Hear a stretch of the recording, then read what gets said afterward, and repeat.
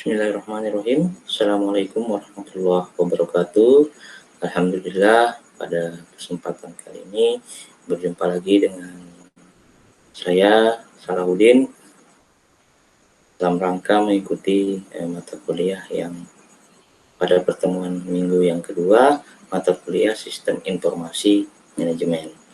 Nah, pada kesempatan kali ini akan membahas tentang e-bisnis dan kolaborasi global. Nah, sebelumnya di sini akan saya coba untuk share screen terlebih dahulu apa saja bahasan atau materi yang akan kita bahas pada hari ini. Nah, pada pertemuan kedua ini kita akan membahas tentang e-bisnis dan kolaborasi global, di mana di dalamnya terdapat beberapa video, kasus-kasus video nanti yang coba Anda berikan komentar dan masukannya. Nah, adapun tujuan dari pembelajaran kita pada minggu ini, yang pertama adalah mengidentifikasikan dan menjelaskan proses bisnis dan hubungannya dengan sistem informasi. Kemudian yang kedua adalah mengevaluasi peran yang dimainkan oleh sistem yang melayani berbagai tingkat manajemen dalam bisnis dan hubungannya dengan satu dan yang lainnya. Kemudian yang ketiga adalah menjelaskan bagaimana aplikasi perusahaan meningkatkan kinerja organisasi. Dan yang keempat adalah menjelaskan pentingnya kolaborasi dan kerja tim dalam bisnis dan bagaimana mereka didukung oleh teknologi. Dan yang kelima adalah menilai peran fungsi sistem informasi dalam bisnis. Nah, di sini terdapat sebuah kasus gitu ya, ada sebuah problem tentang TELUS atau Telkom Universal, ya, Telkom University yang merangkul pembelajaran sosial, di mana dia memiliki problem itu perlu menangkap atau mengetahui menangkap pengetahuan karyawan karena 40% dari tenaga kerja mereka itu sudah diambang pensiun. Nah, bagaimana solusinya? Solusinya adalah teknologi baru untuk berbagi pengetahuan dengan secara kolaboratif atau bersama-sama. Apa yang dia gunakan? Ya, dia menggunakan Microsoft SharePoint Server 2010 yang berfungsi untuk menyediakan platform di seluruh perusahaan untuk berkolaborasi, akuisisi, dan transfer pengetahuan dan alat-alat sosial. Nah, di sini menunjukkan bahwa peran teknologi informasi dalam kolaborasi serta dapat mendokumentasikan pengetahuan. Kemudian manfaatnya adalah menggambarkan perlunya mengubah budaya organisasi dan proses bisnis untuk menggunakan sistem informasi secara efektif. Nah, ini solusinya ya, dari penggunaan sistem informasi yang dilakukan oleh Telkom University. Nah, dalam proses bisnis dan sistem informasi ini perlu dipahami dulu apa sih proses bisnis. Ya, proses bisnis itu berupa aliran materi, informasi, dan pengetahuan. Kemudian proses bisnis ini juga merupakan rangkaian aktivitas atau langkah-langkah, step by step gitu ya. Kemudian dapat juga dikaitkan dengan area fungsional. Kemudian bisnis sendiri dapat dilihat sebagai pengumpulan suatu proses bisnis. Ya, dijelaskan di sini bahwa proses bisnis mungkin dapat berupa aset atau liabilitas. Jadi ada istilah aset, proses bisnis ini bisa menjadi aset atau juga bisa menjadi liabilitas, gitu ya. Nah, itu dia. Kemudian di sini dijelaskan lebih jauh bahwa terdapat beberapa contoh proses bisnis fungsional, gitu ya. Ya, ada beberapa contoh proses bisnis fungsional. Dalam bidang manufaktur dan produksi itu contohnya adalah merakit produk. Bisa juga yang lain gitu ya. Kemudian dalam penjualan dan pemasaran, proses bisnisnya itu mengidentifikasi pelanggan.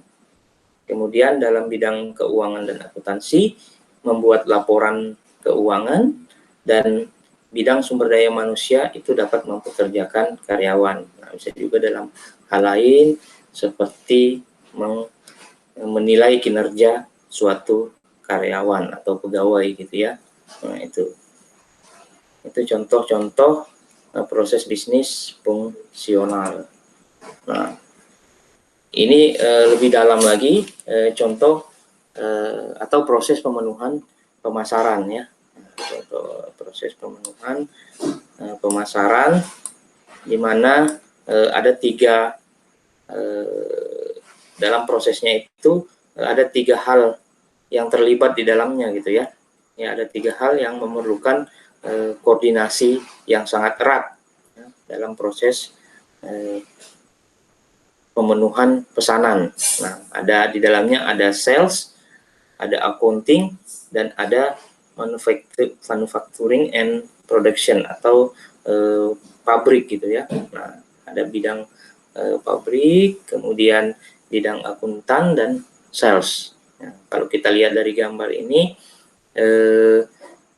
di mana dari posisi sales, ya, dari posisi sales itu dia menggenerate atau memilah atau mengambil pesanan gitu ya, mengambil pesanan dari pelanggan, kemudian dia mensubmit atau mensubmit pesanan. Nah, itu di bagian sales. Kemudian di bagian accounting dia melihat apakah kredit atau pembayaran itu sudah masuk atau belum, dia cek gitu ya. Nah, dia cek di bidang akuntansi, kemudian atau di bidang keuangan gitu ya. Kemudian dia setelah cek apakah jika itu sudah berhasil, sudah ada, maka dia meng-approve gitu ya, meng-approve atau menyetujui untuk dilanjutkan dibuat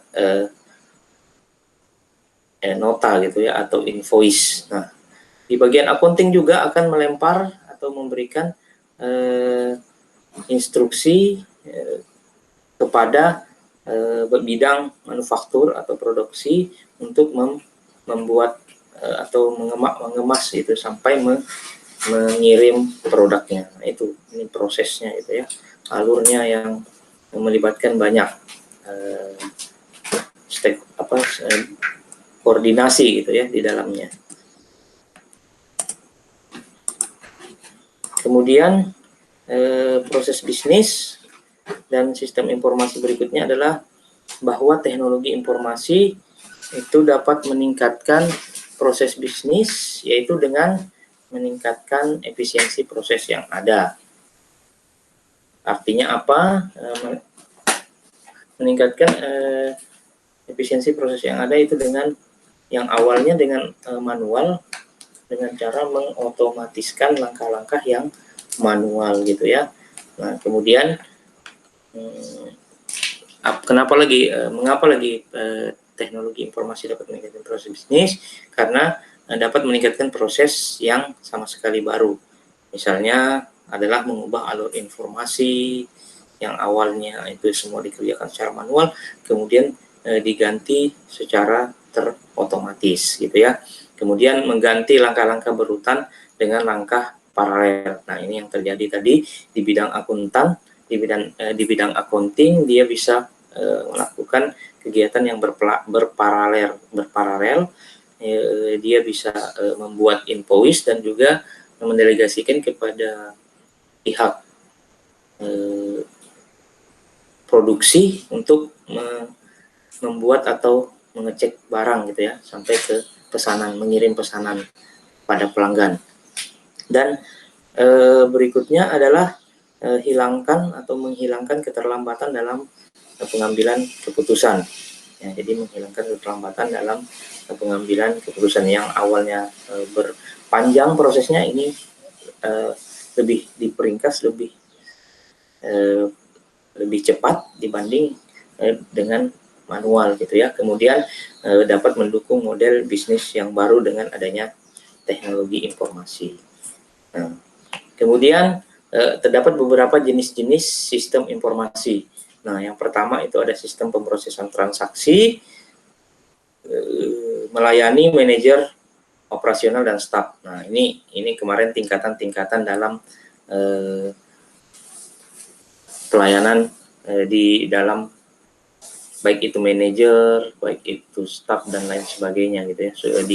Di chapter sebelumnya itu sudah ada gitu ya, melayani manajer operasional dan staf. Kalau Anda lihat kembali di sesi 1 di pertemuan pertama itu terdapat piramida gitu ya. Piramida adalah penggunaan sistem informasi oleh beberapa stakeholder atau pengguna gitu ya. Nah, kemudian sistem pemrosesan transaksi ini dapat melakukan dan mencatat transaksi rutin harian yang diperlukan untuk melakukan bisnis. Nah, misalnya entry pesanan penjualan, penggajian, pengiriman, dan lain sebagainya. Kemudian ini memperbolehkan atau membuat manajer memantau status operasi dan hubungan dengan lingkungan eksternal gitu ya. Kemudian menyajikan tujuan dan pengambilan keputusan yang telah ditentukan dan lebih terstruktur. Nah, itu jenis sistem informasi. Nah, ini gitu ya. Ini contohnya prosesnya dalam hal penggajian gitu ya. Nah, kemudian jenis sistem informasi itu ada kecerdasan bisnis gitu ya. Kemudian ada alat data dan perangkat lunak untuk mengatur dan menganalisis data. Kemudian digunakan untuk membantu manajer dan pengguna membuat keputusan yang ditingkatkan. Berikutnya ada ke sistem kecerdasan bisnis, itu ada sistem informasi manajemen, sistem pendukung keputusan, dan sistem pendukung eksekutif. Jadi ada 3 jenis sistem kecerdasan bisnis gitu ya. Nah, ini ada kasus bagaimana maskapai penerbangan itu dapat menyelesaikan penanganan bagasi mereka gitu ya. Oke, kita lewati. Kemudian yang pertama tadi dari 3 poin itu ada yang pertama adalah sistem informasi manajemen gitu ya. Nah, di sini menyajikan artinya melayani gitu ya, manajemen menengah. Nah, menyajikan manajemen menengah, kita bisa Anda lihat lagi di sesi 1 ya, tingkatan piramida penggunaan sistem informasi gitu. Nah, kemudian memberikan laporan tentang kinerja perusahaan saat ini berdasarkan data dari TPS gitu ya, Transaction Processing System gitu ya, transaksi sistem proses transaksi. Oke, kemudian memberikan jawaban atas pertanyaan rutin dengan prosedur yang telah ditentukan untuk menjawabnya. Nah, ini mungkin contohnya jika Anda sering berbelanja secara online, nah, itu ada beberapa pertanyaan yang langsung dijawab otomatis. Misalnya contoh itu apakah barang ini tersedia, nanti dia otomatis akan menjawab gitu ya, tidak dibantu lagi dengan operator secara manual, tapi lebih ke dia menggunakan sistem informasi yang sudah diatur atau sudah ada prosedurnya sedemikian rupa gitu ya. Ya, dan biasanya di dalamnya itu memiliki kemampuan untuk menganalisa gitu ya. Ada data-data dia peroleh, kemudian dia mampu untuk menganalisa. Nah, oke, ini proses bagaimana sistem informasi manajemen memperoleh data dari transaksi sistem transaksi personal gitu ya, transaksinya dalam sebuah organisasi gitu ya, transaksi processing sistemnya gitu ya. Oke, nah ini ada beberapa data gitu ya, kita pelajari kemarin di sesi 1, ada itu data, apa itu informasi. Nah ini ya, ini contohnya ya, ini contoh sehingga data-data yang awalnya itu belum bisa kita pahami, nah diproses, diolah sehingga menjadi dapat dipahami gitu ya. Nah ini proses-prosesnya, contohnya dalam bisnis gitu ya. Oke, udah berikutnya, nah ini hasil output dari laporan dari data yang sudah diolah dalam suatu perusahaan gitu ya. Nah, itu dia. Oke. Kemudian berikutnya adalah jenis dari sistem informasi, itu adalah sistem pendukung keputusan. Nah, sistem pendukung keputusan. Nah, di sistem pendukung keputusan ini dia lebih melayani manajemen, middle management ya, manajemen tengah. Kemudian juga mendukung pengambilan keputusan yang non rutin. Nah, contohnya apalah ialah apa dampaknya terhadap jadwal produksi jika penjualan Desember meningkat 2 kali lipat. Nah, itu jadi seperti itu gitu ya. Oke, jadi dia keputusannya seperti apa yang harus diambil gitu ya dari informasi yang diperoleh dari middle management. Kemudian dapat menggunakan informasi eksternal serta data dari sistem informasi manajemen atau kemudian model driven atau sistem estimasi pelayanan, ini contoh saja ya. Kemudian berbasis data, nah ini contoh juga. Kemudian nah ini ada contoh dari sistem dukungan keputusan Voyage estimating, sama seperti tadi gitu ya, ada data-data kemudian dianalisis gitu ya dalam bentuk database dan output yang dikeluarkan gitu ya sehingga diperoleh suatu keputusan. Jadi ya. Yang berikutnya selain sistem pendukung keputusan ada sistem sistem informasi berikutnya adalah sistem pendukung eksekutif. Nah, ini lebih ke kalau tadi manajer menengah, kalau ini dapat lebih ke manajemen atau manajer senior. Nah, kalau tadi yang sebelumnya itu mengatasi keputusan yang non rutin ya, kemudian membutuhkan, contohnya adalah membutuhkan penilaian, evaluasi, dan pengawasan. Nah, di sini menggabungkan data tentang peristiwa eksternal, misalnya undang-undang atau pesaing pajak baru, serta informasi yang dirangkum dalam internal manajemen informasi, sistem informasi manajemen. Nah, di sini contohnya adalah dashboard digital dengan tampilan real time, kinerja keuangan perusahaan, modal kerja, piutang, akun utang, arus kas, dan inventaris. Jadi ada tampilan gitu, jadi bisa melihat kinerja keuangan dari perusahaan kita sendiri atau yang lainnya gitu ya. Oke, jadi seperti itu. Kemudian ini juga ada kasus gitu ya, kita lewat saja. Kemudian berikutnya adalah jenis sistem informasi, itu adalah aplikasi perusahaan ya. Oke, nah aplikasi perusahaan itu sendiri itu terdiri dari sistem untuk menautkan perusahaan atau menggabungkan beberapa perusahaan gitu ya. Kemudian rentang area fungsional atau area-area fungsional. Kemudian dapat menjalankan proses bisnis di seluruh perusahaan. Nah, dapat atau mendukung semua tingkatan manajemen gitu ya. Nah, apa saja aplikasi perusahaan gitu? Ada 4 aplikasi utama. Nah, akan dibahas lebih jauh. Itu sistem perusahaan, sistem manajemen rantai pasokan atau supply chain management, kemudian sistem manajemen hubungan pelanggan, dan sistem manajemen pengetahuan. Nah, ini 4 aplikasi yang ada pada sistem manajemen atau aplikasi perusahaan gitu ya. Oke. Nah, ini dia. Jika kita gambarkan arsitektur aplikasi perusahaan itu dapat mengotomatiskan proses yang mencakup beberapa fungsi bisnis dan tingkat organisasi dan dapat meluas keluar organisasi gitu ya. Nah, ini kita lihat ada beberapa proses, kemudian sistem apa saja di dalamnya dan siapa saja yang terlibat gitu ya. Ya, baik itu dalam bidang pemasaran, baik dalam bidang produksi, bidang keuangan, dan bidang sumber daya manusia gitu ya. Nah, itu ada terdapat beberapa aplikasi di dalamnya. Oke. Nah, satu-satu gitu ya. Yang pertama adalah sistem perusahaan. Artinya apa? Sistem perusahaan ini dia mengumpulkan data dari berbagai fungsi perusahaan dan menyimpan data dalam repositori data pusat tunggal gitu ya. Nah, pusat tunggal.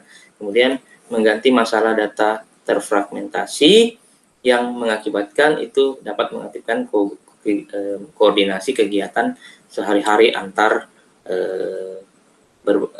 bidang gitu ya. Kemudian respon yang efisien terhadap perusahaan pesanan pelanggan gitu ya. Kemudian membantu manajer membuat keputusan tentang operasi harian dan perencanaan jangka panjang dalam sebuah perusahaan. Kemudian sistem manajemen rantai pasokan atau supply chain management itu adalah mengelola hubungan perusahaan dengan pemasok, kemudian dapat diperoleh berbagai informasi tentang pesanan, produksi, tingkat persediaan, pengiriman, produk, dan layanan, yang mana tujuannya adalah jumlah produk yang tepat ke tujuan dengan jumlah waktu dan biaya terendah yang paling sedikit. Nah, ini kalau kita melihat di pertemuan di sesi 1 juga dibahas gitu ya, dibahas bagaimana merencanakan. Nah, ini dengan menggunakan sistem manajemen rantai pasokan. Untuk lebih jelasnya silakan kembali melihat ke sesi pertama. Oke, kemudian ada sistem manajemen hubungan pelanggan, itu memberikan informasi untuk mengkoordinasikan semua proses bisnis yang berurusan dengan penjualan, dengan pelanggan maksudnya, maaf, dengan pelanggan seperti penjualan, pemasaran, dan customer service atau layanan pelanggan. Kemudian membantu perusahaan mengidentifikasi, menarik, dan mempertahankan pelanggan yang paling menguntungkan. Jadi ini yang ketiga ya, sistem manajemen hubungan pelanggan. Nah, ini juga yang ada dalam suatu perusahaan gitu ya. Kemudian yang keempat adalah sistem manajemen pengetahuan atau knowledge management system, di mana proses dukungan untuk mencari dan menerapkan pengetahuan dan keahlian. Misalnya cara membuat, memproduksi, dan memberikan produk layanan. Nah, kemudian mengumpulkan atau mengetahui pengetahuan dan pengalaman internal dalam perusahaan dan menyediakan yang disediakan untuk para karyawan. Kemudian menautkan atau menyatukan ke sumber pengetahuan eksternal. Nah, ini lebih ke akan nanti dibahas pada sesi-sesi berikutnya. Jadi ada 4 ya tipe dari sistem informasi dalam suatu perusahaan gitu ya. Oke. Ada sistem manajemen pengetahuan.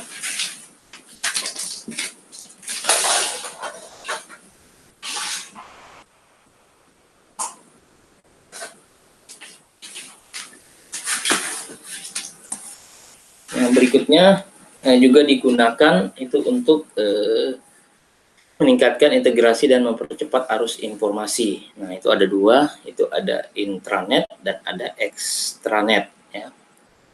Itu kalau intranet itu adalah jaringan yang atau situs-situs perusahaan internal yang hanya diakses oleh karyawan gitu ya. Nah, itu ada tidak bisa diakses ke luar gitu ya, ke umum. Nah, sedangkan extranet itu adalah situs web perusahaan yang dapat diakses secara eksternal hanya untuk vendor dan pemasok. Nah, ini ada intranet, ada extranet, dan sering digunakan untuk mengkoordinasikan rantai pasokan. Nah, jadi perlu dibedakan ya. Ya. Ada jaringannya juga berbeda. Kemudian di dalamnya juga ada e-bisnis ya. Nah, ada istilah e-bisnis. Apa itu e-bisnis? Itu penggunaan teknologi digital dan internet untuk mendorong proses bisnis utama, tadi sudah disampaikan di awal. Kemudian e-commerce ini bagian dari dari e-bisnis ya, bagian dari e-bisnis gitu ya. Kemudian di dalamnya juga ada jual beli barang dan jasa melalui internet. Nah, nanti ada sesi berikutnya akan diberikan contoh dan penjelasan lebih mendalam. Kemudian ada e-government gitu ya. Ya, jadi menggunakan teknologi internet untuk memberikan informasi dan layanan kepada warga atau masyarakat, karyawan, dan pengguna bisnis itu sendiri atau para perusahaan gitu ya. Jadi ini e-bisnis, e-commerce, dan e-government. Kemudian masuk ke sistem kolaborasi dan kerjasama tim ya.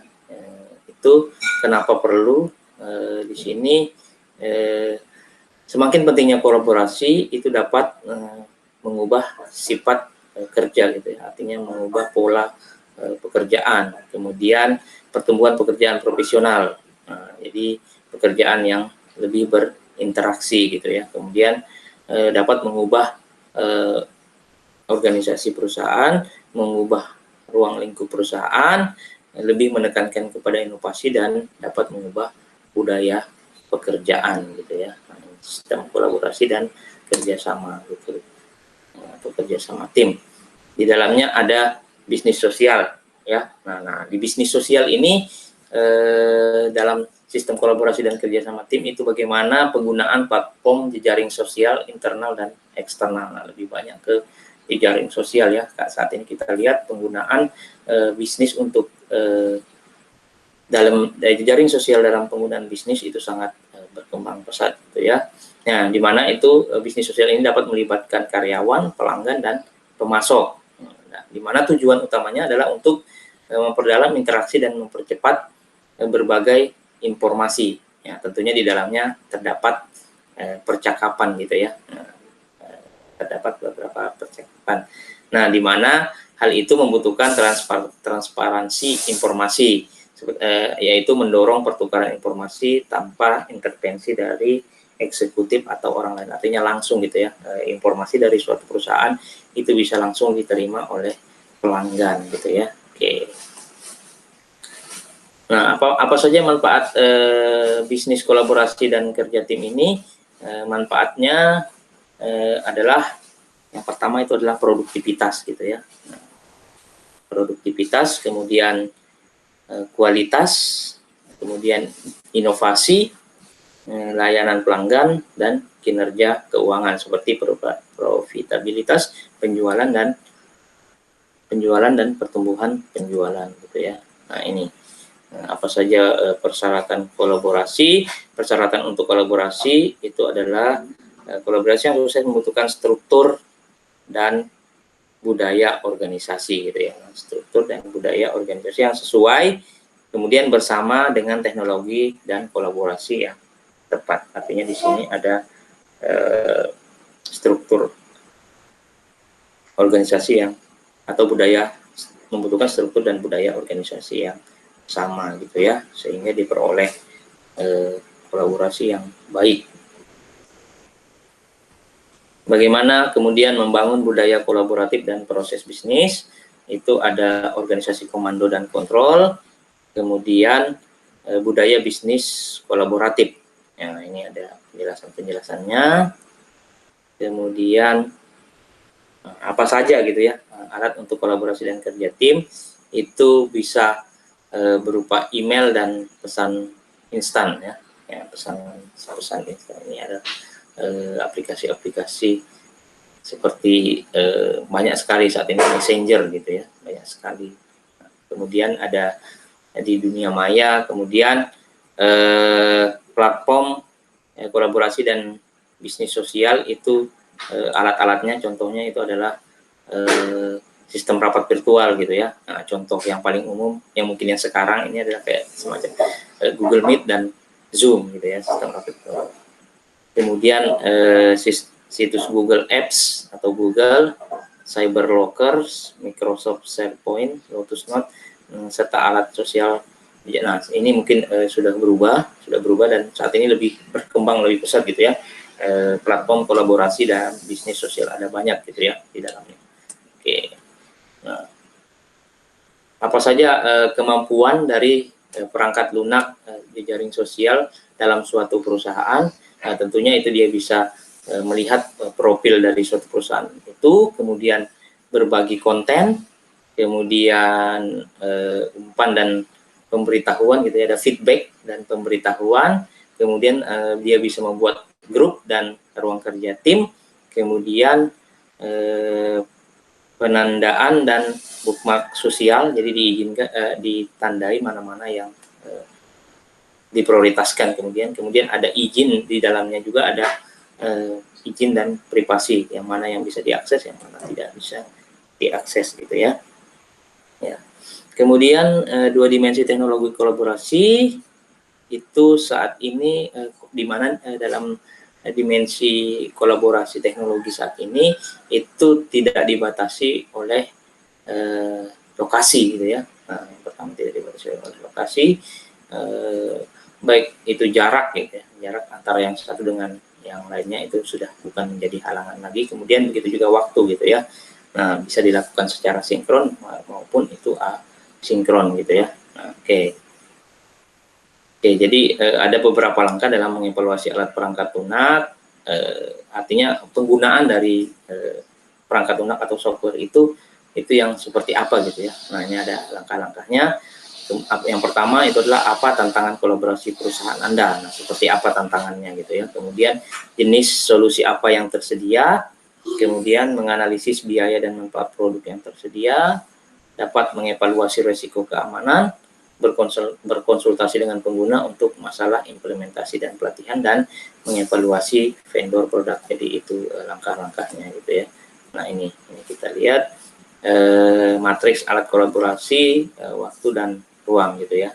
Oke, jadi di sini ada matriksnya gitu ya. Oke, kita next.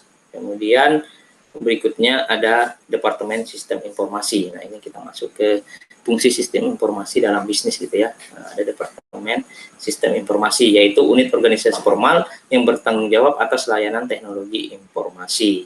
Nah, sering dipimpin oleh Chief Information Officer atau CIO gitu ya. Nah, di dalamnya juga ada selain CIO ada programmer, ada analisis sistem, dan ada manajer sistem informasi gitu ya. Ini bagian-bagian yang ada di dalam Departemen Sistem Informasi gitu ya. Ada program, ada analis gitu ya. Oke. Nah, kemudian yang terakhir itu adalah pengguna akhir gitu ya. Nah, perwakilan departemen lain yang aplikasinya dikembangkan kemudian meningkatkan peran dalam desain sistem pengembangan.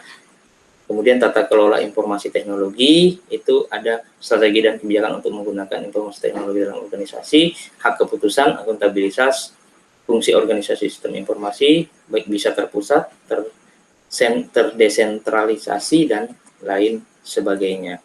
Nah, mungkin itu saja yang dapat saya sampaikan pada pertemuan kali ini. Kurang lebihnya mohon maaf. Saya akhiri. Assalamualaikum warahmatullahi wabarakatuh.